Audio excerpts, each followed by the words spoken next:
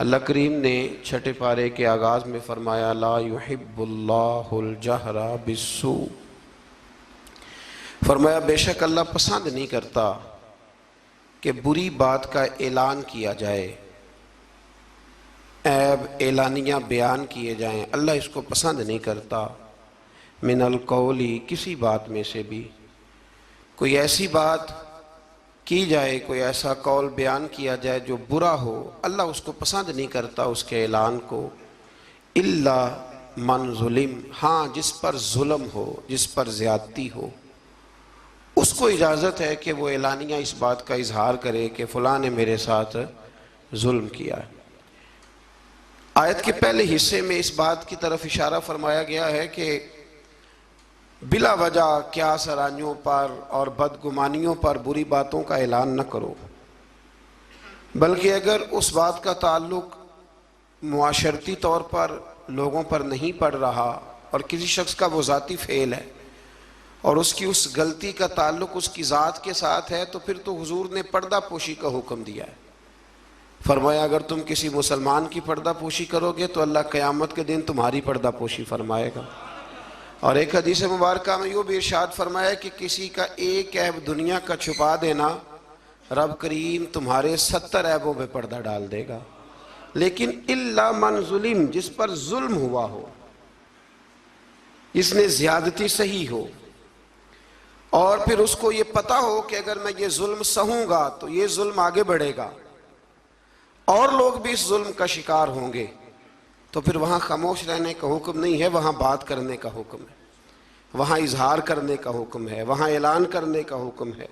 वहाँ मेरे रसूल करीम अलैहिस्सलाम ने फरमाया अफ़्ज़लुल जिहाद कलिमतुल हक़ इंद सुल्तानिल जाबिर।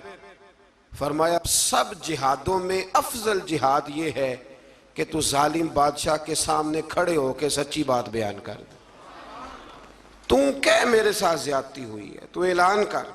हज़रत उमर फारूक रज़ी अल्लाह ताला अन्हु का ज़माना मुबारक था, तो मिस्र के बादशाह के बेटे ने एक आम आदमी के बेटे के साथ अपना घोड़ा दौड़ाया, तो उस गरीब के बेटे का घोड़ा जीत गया।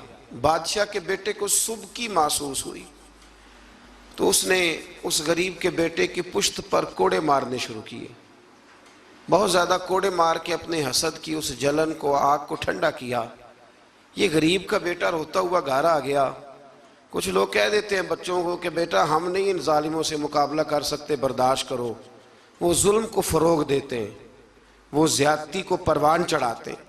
इस तरह लोगों के हाथ भी खुलते हैं और जालिम ज़्यादा से ज़्यादा जुल्म करने पर माज़अल्लाह आमादा होता है।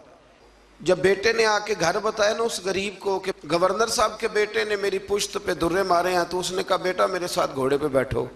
कहा अब्बा जी कहाँ जाना है? तो कहा बेटा ये जुल्म का दौर नहीं, ये उम्र का दौर है, खामोश रहना जुल्म रहेगा, मेरे साथ चलो मदीना शरीफ चलते हैं। रात का वक़्त था, जनाब उमर सोए हुए थे। उस फरियादी ने दरवाजे पे आके सदा लगाई तो कमाल ही कर दी। उसने कहा उमर बाहर निकलो, ये सोने का वक्त नहीं। जब जुल्म होने लगे दुनिया में तो बादशाह सोया नहीं करते, बाहर आओ। जनाब फारूक आदम बाहर आए तो उसने कहा उमर हमारी गलती क्या है कि हम गरीब हैं?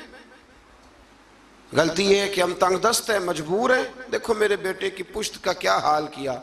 हजरत उमर ने उसी वक्त बंदे दौड़ाए, फरमाया पकड़ के लाओ गवर्नर को भी और बेटे को भी। दोनों बाप बेटा आए तो कहा बेटा जब इसने तेरी पुश्त पर दुर्रे मारे थे तो तू अकेला था? कहा हाँ। फरमाया अब तो सारा दरबार सजा है ना, तू सबके सामने दुर्रे मार। बेटे को दुर्रे लगाए और गवर्नर साहब के लिए हुक्म जारी किया कि इनसे शाही लिबास उतरवा के ना तो इन्हें बोरिए का लिबास पहनाओ, आज के बाद गवर्नर ही नहीं करेंगे, ऊंट चराया करेंगे। लोगों ने कहा हुजूर गवर्नर साहब का क्या कसूर है, गलती तो बेटे की थी। फरमाने लगे इसी का तो कसूर है, इसी ने तो उसके दिल में ये बात डाली है कि तू गवर्नर का बेटा है। किसने उसके दिल में ये बात डाली कि तू गवर्नर का बेटा है? जुल्म को फरोग उन लोगों ने दिया है जो जुल्म सहने लगे। जुल्म को फरोग उन लोगों ने दिया है जो महंगाई पर खामोश रहते। दुनिया में कतील उसका मुनाफिक नहीं कोई जो जुल्म तो सहता है बगावत नहीं करता। दुनिया में कतील उसका मुनाफिक नहीं कोई, ये सबसे बड़ा जालिम है जो जुल्म सहता है और लोगों को भी मशवरा देता है इस दौर में कुछ नहीं हो सकता, लिहाजा चुप कर जाओ, कोई एक तो बोलेगा ना। यार मैं हैरान होता हूं कभी कभी, यानी जमाना बीत गया ना, हमें ये कहते हुए कि पाक चीन दोस्ती जिंदाबाद, और उस नाम पर हमने चीनियों को आम वीजे दिए और बगैर किसी तफ्तीश के उनको हमने परमिट जारी किए यहां आने जाने के, और उन्होंने ये हाल किया है कि बीसियों के हिसाब से हमारी बेटियां ले जाके बेचनी शुरू कर दी। किधर गया हमारा सिफारती मौकफ, और कहां गया हमारा वो विजन जिसमें हम कहते थे हम बराबरी की बुनियाद पर लोगों के साथ वक्त गुजारेंगे। ये बराबरी की बुनियाद है, ये बराबरी की बुनियाद है। और टीवी रोज खबर ब्रेक कर देता है कि 2 बच्चियां और सामने आ गई हैं जिनके साथ ये जुल्म हो रहा है। हुकूमती नुमाइंदों में से किसी ने आगे बढ़ के बात क्यों नहीं की, इस पर गुफ्तगू क्यों नहीं की गई, और एहतजाज क्यों नहीं रिकॉर्ड कराया गया। उन बच्चों को गिरफ्तार कर लिया गया है, लोगों को दिखा दिया गया है, लेकिन हमने बड़े लोग गिरफ्तार होते भी देखे और फिर रातों रात वापस जाते भी देखे। ये हमने रंग देखा, किसी की दियत चली गई और किसी का कुछ चला गया, लेकिन ये जुल्म की रात ज्यादा देर तक चलेगी नहीं। ये याद रखें, जुल्म जब बढ़ जाता है तो फिर मिट जाता है, फिर वो खत्म हो जाता है। लेकिन मैं आपसे गुजारिश करूंगा, रमजान अल मुबारक में कुरान मजीद का 6ठा पारा पहले नंबर पर हमें कहता है जुल्म सहना छोड़ दो, जालिमों के साथ मवाफकत करना, मुताबकत करना, उनके साथ प्यार करना, ये छोड़ दो। जालिमों की दोस्ती अच्छी नहीं होती। इससे आगे जब हम बढ़ते हैं तो अल्लाह तबारक व तआला ने एक गिरोह का जिक्र किया है। इसके बारे में फरमाया कि वो अल्लाह और उसके रसूल के साथ कुफर करते हैं, और एक बड़ी अनोखी बात बयान की है। फरमाया वो कुफर भी करते हैं और वो अल्लाह और उसके रसूलों के दरमियान फ़र्क भी करना चाहते हैं। वो इरादा रखते हैं कि अल्लाह और अल्लाह के रसूलों के दरमियान फ़र्क कर दें, जुदाई पैदा कर दें। फरमाया उनका कहना यह है कि वो बाज़ रसूलों पर ईमान लाते हैं और बाज़ के साथ कुफर करते हैं। फरमाया ये लोग काफिर हैं और इनकी बातें रब करीम के लिए काबिल कबूल नहीं है, ये इनका रवैया अहले इस्लाम के लिए काबिल कबूल। और इन लोगों के बारे में अल्लाह करीम ने फरमाया उलाइका हुमुल काफिरून हक्का। फरमाया ये जो है ना, कुछ रसूलों को मानते हैं, कुछ को नहीं मानते, और अल्लाह और उसके रसूल के दरमियान जुदाई करना चाहते हैं। फरमाया ये पक्के काफिर हैं, पक्के काफिर हैं, पक्के, ये बड़े पक्के। हमारे बरेली शरीफ में एक उस्ताद हुआ करते थे, हज़रत अल्लामा बहाउल मुस्तफ़ा साहब किबला, मौलाना अमजद अली आज़मी साहब रहमतुल्लाह ताला अलैह के छोटे साहिबजादे थे। वो अभी भी पढ़ाते हैं बरेली शरीफ में, जिन्होंने बहार शेर लिखी है। तो वो कहा करते थे कुछ काफिर होते हैं, कुछ सुपर काफिर होते हैं। हमने उनसे कहा जनाब ये सुपर काफिर कौन से होते हैं? कहते काफिर तो वो होता है ना जो अल्लाह रसूल को मानता नहीं, और सुपर काफिर वो होता है जो कहता है रब अलहदा रसूल अलहदा, बिल्कुल इनको करीब नहीं होना चाहिए। फरमाया ये सुपर काफिर है, इसलिए कि कलमा पढ़ के भी वो बात करता है जिसका कोई वजूद मौजूद अल्लाह ताला समझने की तौफीक अता फरमाए।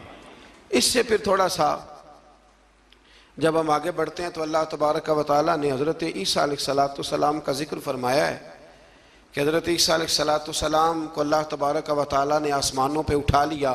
हमारे मुफस्सिरीन ने लिखा है कि जब उन लोगों ने ये चाल चली कि हज़रत ईसा अलैहिस्सलाम को माज़अल्लाह शहीद कर दिया जाए, तो अल्लाह ताला ने उसी गिरोह में से एक शख्स को वो शबाहत दी जो हज़रत ईसा अलैहिस्सलाम की शबाहत थी, उसको उन्होंने सूली पे चढ़ा दिया और रब करीम ने हज़रत ईसा को आसमानों पे बुला लिया।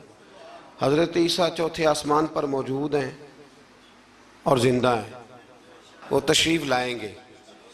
और मेरे रसूल पाक ने फरमाया वो मेरी मस्जिद में नमाज पढ़ेंगे और वो यहाँ आएंगे, उम्मत मुस्लिमा की रहनुमाई करेंगे, और फरमाया अपने कलमे को फ़रोग नहीं देंगे, मेरा कलमा पढ़वाएंगे लोगों। और फरमाया जब वो नमाज पढ़ेंगे ना तो इमामत भी मेरी उम्मत का इमाम करेगा।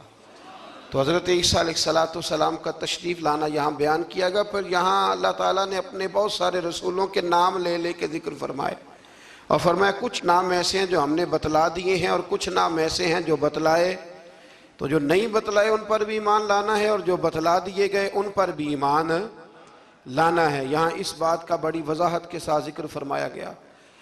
फिर अल्लाह तबारक व तआला ने आगे जाके बाज़ ऐसी बातें जो पहले भी हम मुलाहिजा कर चुके हैं, उन बातों को बयान फरमाया और हज़रत ईसा अलैहिस्सलाम के बारे में ख़ास करके जो ईसाइयों का अकीदा है माज़अल्लाह ताला।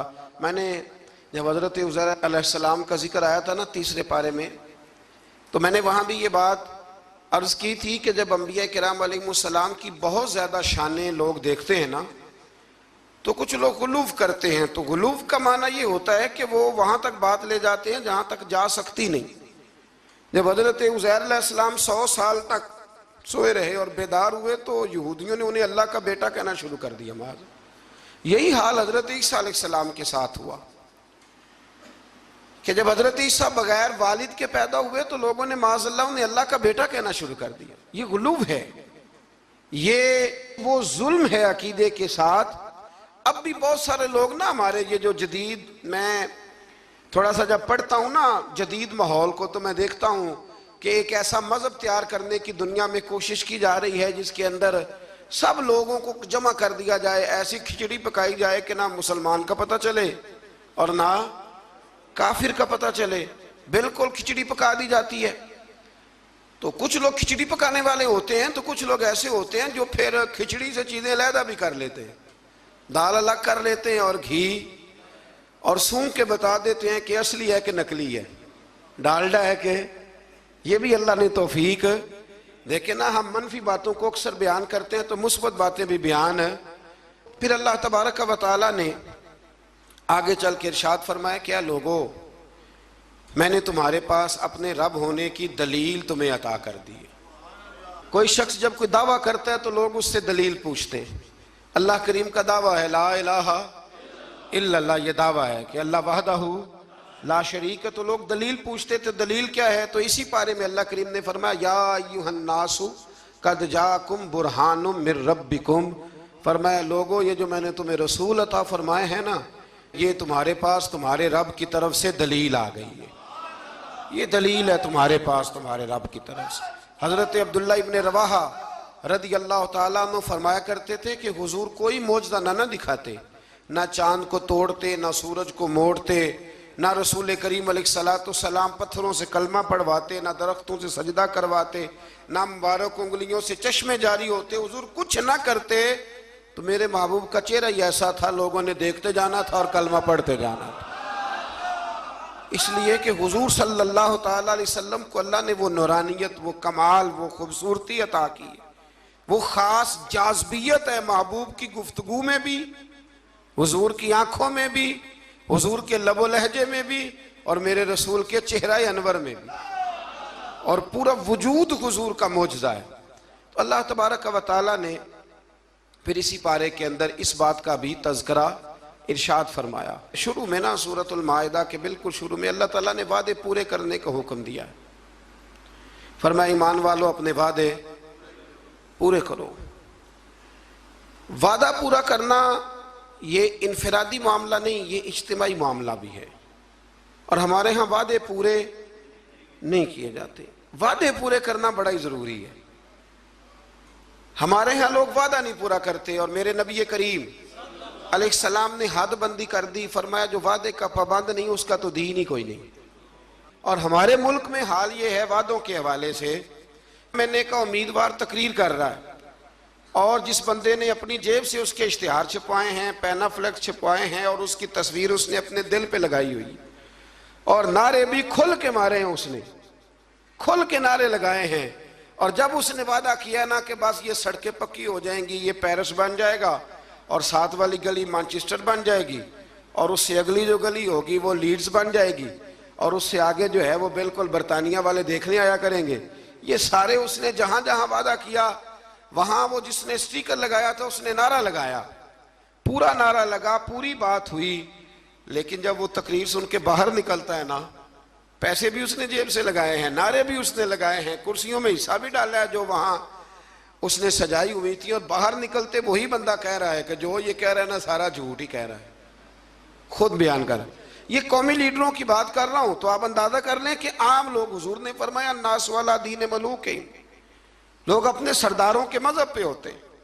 तो अगर सरदारों का, बड़ों का ये मेयार होगा गुफ्तगू का कि उनके सपोर्टर और वोटर कहेंगे ये बोल झूठ रहा है सारे, इसलिए करना कराना कुछ भी नहीं, तो जब आपके वादों की नौयत ये हो जाएगी तो इसको कभी भी इनफरादी मसला ना समझे, इसे इज्तिमाई मामला समझे। मेरे रसूल करीम सल्लल्लाहु ताला अलैहि वसल्लम इस कदर ज्यादा पाबंदी फरमाते थे कि हजरत मरसद रज़ी अल्लाह ताला अन्हु फरमाते हैं कि ऐलान नबुव्वत से पहले एक शख्स ने हुजूर के साथ लेन देन का कोई मामला किया, कोई चीज़ उसने खरीदी हुजूर अलैहिस्सलाम से, और नबी पाक को एक कुएं पे बिठा के वो घर चला गया पैसे लेने, तो जाके भूल गया।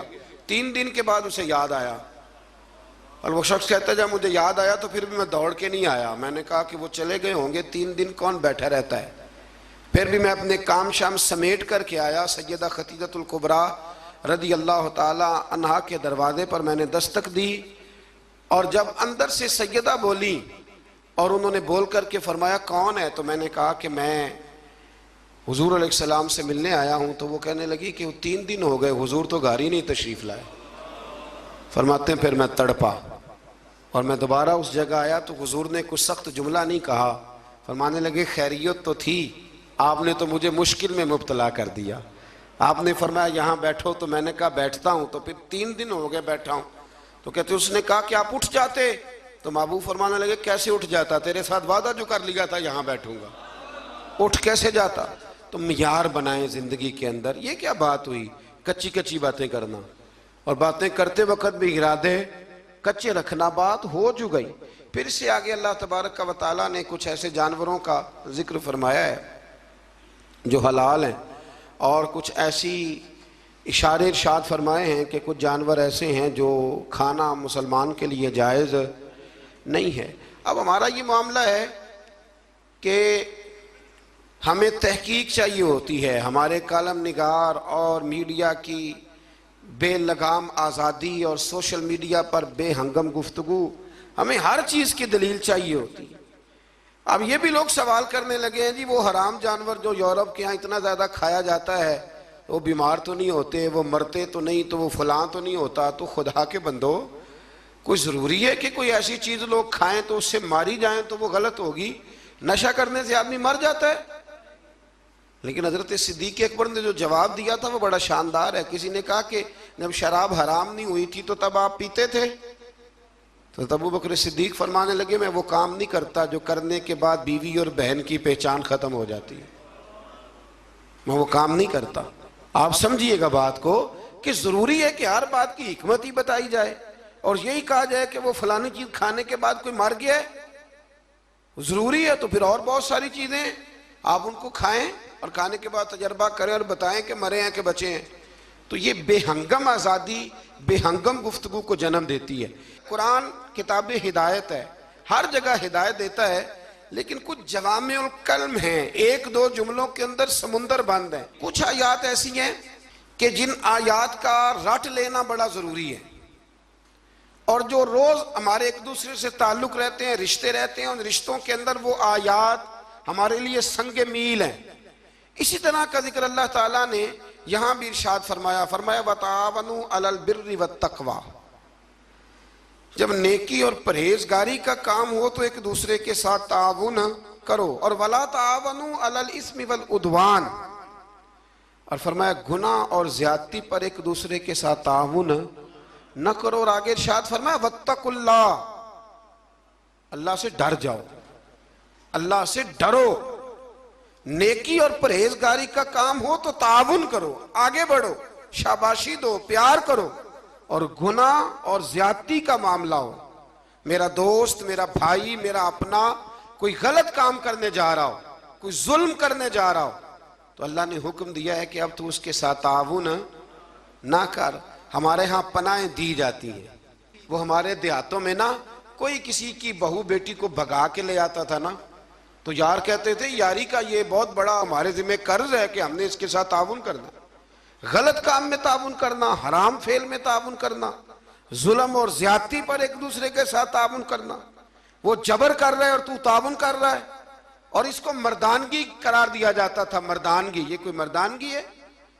ये तो वो वाली बेहयाई है कि जिसके बारे में फरमाया जब तू बेहया हो जाए तो जो तेरा दिल करे तू कर। ये कोई मर्दानगी नहीं, आप जुल्म और ज्यादती पर मदद कर रहे हैं। ये आपको पता है कि मेरे दोस्त ने जबर किया है, जुल्म किया है, कचहरी और थाने में घसीट करके अपने मुखालिफ को ले गया है, तो आप उसके साथ ताउन कर रहे हैं, आगे बढ़े हुए हैं। तो याद रखें अपनी जिंदगी में इस बात को, ये कुरान ने एक उसलूब दे दिया, ताउन करना है नेकी और परहेजगारी पर, गुनाह और बदी पर कभी ताउन। मेरे रसूल करीम अलैहिस्सलाम ने फरमाया अपने भाई की मदद करो, चाहे वो जालिम हो या मजलूम हो। तो सहाबा ने अर्ज की या रसूल अल्लाह सल्लल्लाहु अलैहि वसल्लम, मजलूम की मदद तो समझ में आ गई, तो जालिम की मदद कैसे करें? तो नबी करीम अलैहिस्सलाम ने फरमाया जालिम को जुल्म करने से रोक दो, ये तुम्हारी मदद होगी। ये तो यारों के साथ लड़ने चले जाते हैं, पूछते भी नहीं कि हक पे हैं कि नहीं, चले जाते हैं, कहते बस दोस्तों का प्रोग्राम बन गया था, फलां बस वाले को मारना है, तो चले गए सारे। ओ खुदा के बंदे, तो जुल्म और ज्यादती में मददगार बन गया। और मैंने देखा है रवैया इतना खौफनाक है। अब जो अगली बात करने लगा हूं वो जरा नाराज करने वाली है, इससे बहुत सारे लोग नाराज होते हैं, लेकिन चूंकि जरूरी है तो करनी भी जरूरी है। इलेक्शन के दिनों में बड़ी मदद होती है, हमें पता है बंदा जालिम है, जाबर है, लेकिन क्या करें जी, हमारी बरादरी का है, क्या करें जी, हमारा अपना है, क्या करें जी, हमारा मोहल्लेदार है। तो अबू जाल भी तो हुजूर की बरादरी का था, मोहल्लेदार था, रिश्तेदार था, तो क्या उसकी मदद हो जाती? यजीद जो है वो भी तो इसी खानदान से ताल्लुक रखता था, ऊपर जाके यहीं से मिल जाता था, तो इमाम हुसैन ने उसके जुल्म पर उसकी मदद क्यों ना की? तो इसलिए ये रवैया बदले, नेकी और परहेजगारी के काम में आगे बढ़े, दौड़ कर ताउन करें, और जुल्म और ज्यादती के मामलात में कभी भी किसी शख्स के साथ कोई रवैया आप ताउन का बिल्कुल बरकरार ना रखें। एक आया करीमा सूरतुल माइदा की आयत नंबर 3 का जो इब्तदाई हिस्सा है वो भी बड़ा शानदार है।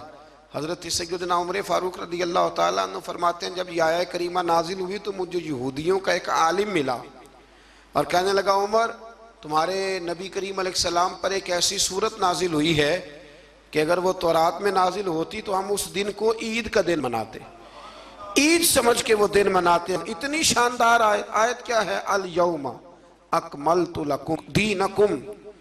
अल्लाह फरमाते हैं कि आज के दिन मैंने तुम्हारा दीन तुम्हारे लिए मुकम्मल कर दिया, व अतममतु अलैकुम निअमती, और मैंने तुम पर अपनी नेमत को मुकम्मल कर दिया। देखे ना, हमारे यहाँ हाफिज जी पक्का रट्टा लगा के कुरान मजीद याद करते हैं, और जब याद कर लेते हैं ना तो वो सुनाते हैं, और जब माशाल्लाह सुनाते हैं अल्लाह की तौफीक से, तो फिर हाल ये होता है कि उस दिन जब कुरान शरीफ ख़त्म होता है तो हम जश्न मनाते हैं। खुशी होती है कि नहीं होती? ये नाजरा कुरान मजीद को बच्चा मुकम्मल करता है तो तब भी खुशी होती है कि नहीं होती? और हमारे यहाँ जो लोग आम ख़त्म शरीफ के मुखालिफ हैं, ख़त्म बुखारी के, वो भी बड़े कायल हैं। तो अगर दीन मुकम्मल हो जाए, पिछला कोई दीन भी मुकम्मल नहीं था, तो ये दीन मुकम्मल है हमारे पास, यानी इतना मुकम्मल है कि हमें छींकने का तरीका भी बाहर से लेने जाने की कोई ज़रूरत नहीं, वो भी हमारे रसूल ने हमें घर में अता फरमाया है, वो भी हमें बाहर से ले जाने की ज़रूरत। अकमलतु लकुम, मुकम्मल कर दिया तुम्हारे लिए। और ये जो लफ्ज़ लकुम है, इस पर बड़ी खूबसूरत बात काजी सनाउल्लाह साहब पानीपति रहमतुल्लाह लिखी है। वो फरमाते, रब फरमाते हैं मुकम्मल भी मैंने तुम्हारे लिए किया है, तुम्हारे लिए मुकम्मल किया है ताकि तुम राज़ी हो जाओ, तुम्हारे लिए आगे जीना आसान हो जाए। तो मेरे अजीज़ दोस्तों, इससे थोड़ा सा आगे जब हम जाएंगे तो अल्लाह तबारक व तआला ने वज़ू के फ़राइज़ भी इसी जगह बयान फरमाए, और फिर अल्लाह तबारक व तआला ने इंसाफ करने के लिए खड़ा होने का हुक्म भी इन्हीं आयात के अंदर दिया। और जब आप इंसाफ के लिए खड़े होंगे, वो कोई भी हो, और जब आप अदल करेंगे तो अल्लाह करीम ने इरशाद फरमाया कि फिर तुम्हें एक ऐसी नेमत मिलेगी जिसका कुरान मजीद में जा बजा जिक्र है। वो नेमत क्या है? फरमाया इदिलू, तुम अदल करो, हुवा अक़रबु लित्तक़वा, अब ये तकवे के करीब हो जाएगा। और जब इंसान तकवे के करीब होता है तो फिर अपने रब के करीब हो जाता है। अदल करो, इंसाफ करो, तुम्हारे हाथ एक घर का ही अदल और इंसाफ क्यों ना आए, इंसाफ का तराजू। इसलिए हुजूर सल्लल्लाहु अलैहि वसल्लम ने फरमाया हर एक निगरान है और उससे उसकी रियाया के बारे में सवाल किया जाएगा। आगे जाके ना इसी पारे के अंदर हज़रत आदम अलैहिस्सलाम के उन 2 बेटों का भी जिक्र है कि जिसमें एक बेटे ने दूसरे को कत्ल कर दिया था। उसने जब उसको कत्ल किया, और कत्ल की बुनियाद जो यहाँ बयान की गई वो हसद है। हसद जो होता है ना, हसद ये एक अजीबोगरीब चीज का नाम है, रोग है ये बातन का, ये बातन का रोग है। और हसद जब आ जाता है ना तो फिर इंसान को जला देता है, और फिर इंसान माज़अल्लाह ताला ऐसे ऐसे अजीब हरकत करता है, होता असल में हसद है। और इमाम गजाली रहमतुल्लाह ताला अलैह ने तो यहाँ तक लिखा है, फरमाते हैं ये तकब्बुर और हसद ज़्यादातर अहले इल्म लोगों में होता है। अल्लाह ताला हमें माफ़ फरमाए। अब इसके तर्जुमा आपने सिर्फ मौलवी नहीं कर लेना। वैसे लोग कहते हैं मौलवी पढ़े लिखे नहीं, तो कोई ऐसी बात बयान की जाए तो फटाफट कहते हैं मौलवियों की गल हो रही। तो भाई ये अहले इल्म से मुराद MSc वाला भी है, PhD वाला भी है, पढ़े लिखे लोगों में। और ये जो तकलीफ दे किस्म की अजियत देते हैं ना अपने मुखालिफ को, ये अक्सर पढ़े लिखे लोग देते हैं। सादा आदमी तो गुस्सा भी सादगी में ही करता है और राजी भी सादगी में हो जाता है। तो वो हसद की बुनियाद पर काबिल ने हाबिल को कत्ल कर दिया।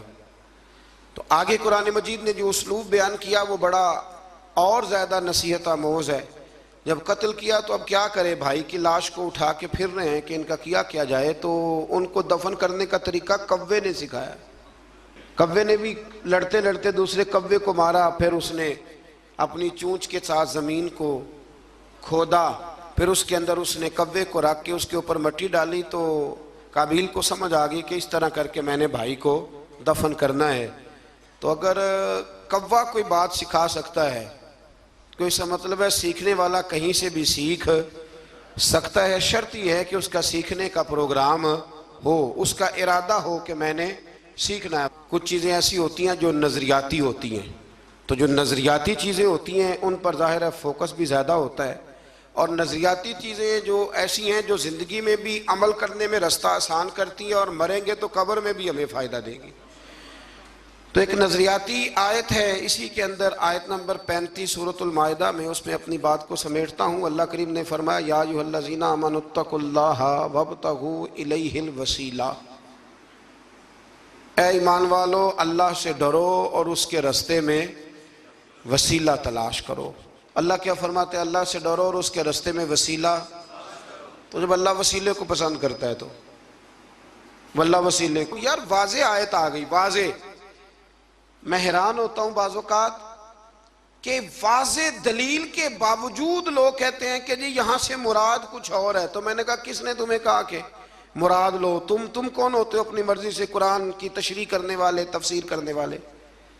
क्यों, किस तरह तुमने मुराद लिया? कहने लगे जी वब्तगू इलैहिल वसीला का माना है अपने आमाल का वसीला पेश करो, नबी करीम का वसीला ना पेश करो, अपने आमाल का। और एक दलील है वो हदीस गार, 3 लोग गार में चले गए, उन्होंने अपने अपने अमाल का वसीला दिया तो अल्लाह तबारक व तआला ने निजात दे दी।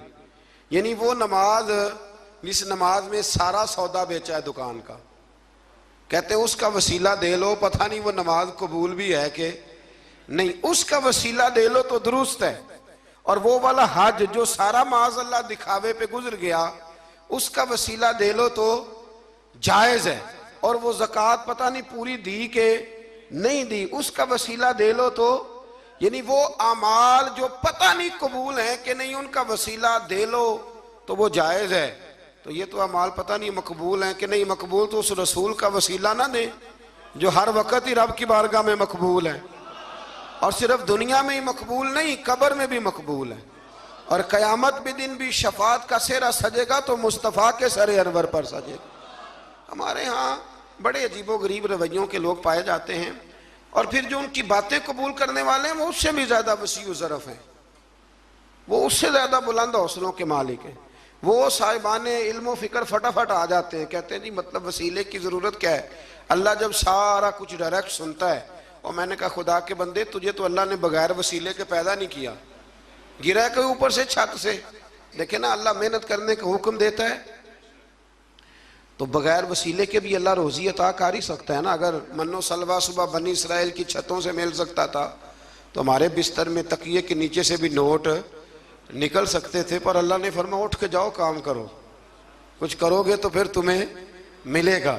तो जब अल्लाह ताला ने सारा निज़ाम ही वसीले का बनाया है तो अजीब मंजर है और अजीब कैफियत है कि इस बात पे लोग किताबें छापने लग जाते हैं, इस पर लोग तवज्जो देने लग जाते हैं। मेरे रसूल करीम अलैहिस्सलाम की साहिबजादी का विसाल हो गया तो जब गुस्ल दिया हुजूर की बड़ी साहिबजादी को, तो नबी करीम अलैहिस्सलाम ने इरशाद फरमाया कि ठहरो, अभी कफन न देना। तो सहाबियात ने अर्ज़ की हुजूर क्या करना है? तो महबूब अंदर गए और अपना कुर्ता उतारा, फरमाया मेरी बेटी को मेरे कुर्ते में कफन दो, उम्मीद है अल्लाह इसकी बरकत से उसकी कब्र को रोशन फरमा देगा। तो यहाँ तो तबर्रुकात वसीला बन रहे हैं। तबर्रुकात, हजरत अनस बिन मालिक रदी अल्लाह ताला अन्हु के पास हुजूर के नाखून थे, उन्होंने वसीयत की थी जब मेरा इंतकाल हो जाए तो मेरी ज़ुबान के नीचे रख देना। तो मेरे भाई ये सारी चीज़ें तो वसीला बन रही हैं। वब्तगू इलैहिल वसीला, बस ये है कि ज़िंदगी में कोई वसीला तलाश करके रखो, कोई वसीला ज़िंदगी में तलाश करके रखो, कोई वसीला ज़िंदगी में तलाश करके रखो। एक बहुत ज़ईफ़ुल उम्र बुज़ुर्ग थे, तो आखिरी उम्र में ना उन्होंने तरीक़त को बड़ा पढ़ा, तसव्वुफ़ को बड़ा पढ़ा। आखिरी उम्र में एक शख्स के मुरीद हो गए। तो कालम नवीस उन पर लिखता है, वो कहता है मैंने उनसे कहा कि बाबा जी अब कोई उम्र तो नहीं थी मुरीद होने की, बंदा शुरू में मुरीद हो कोई तरबियत भी लेता है। तो कहने लगे बेटे मैंने मुर्शद के आदाब बड़े पढ़े थे, लेकिन कोई ऐसा वसीला बन ना सका, कामिल मुर्शद तक पहुँच ना सका। फिर इरादा किया कि अल्लाह की तौफीक से और तलाश करता हूँ, तो बुढ़ापे में मिल गया है। तो उसने कहा हजरत जी अब क्या फ़ायदा? तो कहने लगे फ़ायदा क्यों नहीं, मरना तो है तो किसी दे सिरे चढ़ के क्यों ना मरिए, मरना तो है तो किसी दे होके क्यों ना मरिए। इसलिए आखिरी उम्र में से ही प्रोग्राम मेरा पक्का बन गया है। और ये वब्तगू इलैहिल वसीला पर शाह वलीउल्लाह साहब मुहद्दिस देहलवी रहमतुल्लाह ताला अलैह, वक्त नहीं है वरना मैं कुछ और बुजुर्गों के भी यहाँ आपको हवाले पेश करता। शाह वलीउल्लाह साहब को बर्रे सगीर पाक को इनके तकरीबन तमाम मकातब फ़िक्र, वैसे लोग इनकार करने पे आए तो वो इमाम आज़म का भी कर दें, उनकी मर्ज़ी है, लेकिन तमाम मकातब फ़िक्र शाह वलीउल्लाह साहब के ना सिर्फ अकीदतमंद है बल्कि उनके शागिर्दों की लिस्ट में। तो शाह वलीउल्लाह साहब ने यहाँ वब्तगू इलैहिल वसीला पर लिखा है, फरमाते इसका माना ये है कि कोई मुर्शद कामिल तलाश करो। इसका माना ये है कि तुम कहीं जाओ और वहाँ से तरबियत हासिल करो और किसी के रस्तों के मुसाफिर बन के तुम अल्लाह रसूल की बारगाह में आओ। ये हमारे बुजुर्गों ने नहीं लिखा, ये हज़रत शाह वलीउल्लाह साहब अलैहि रहमा इसको नकल करते हैं। तो वसीला एक बड़ी महबूब चीज़ का नाम है, अल्लाह उसको महबूब रखते हैं। क़यामत में रब हिसाब ही नहीं शुरू करेगा, बुखारी मुस्लिम में मौजूद है, हिसाब उस वक्त शुरू होगा जब मेरे रसूल पाक सिफारिश करेंगे।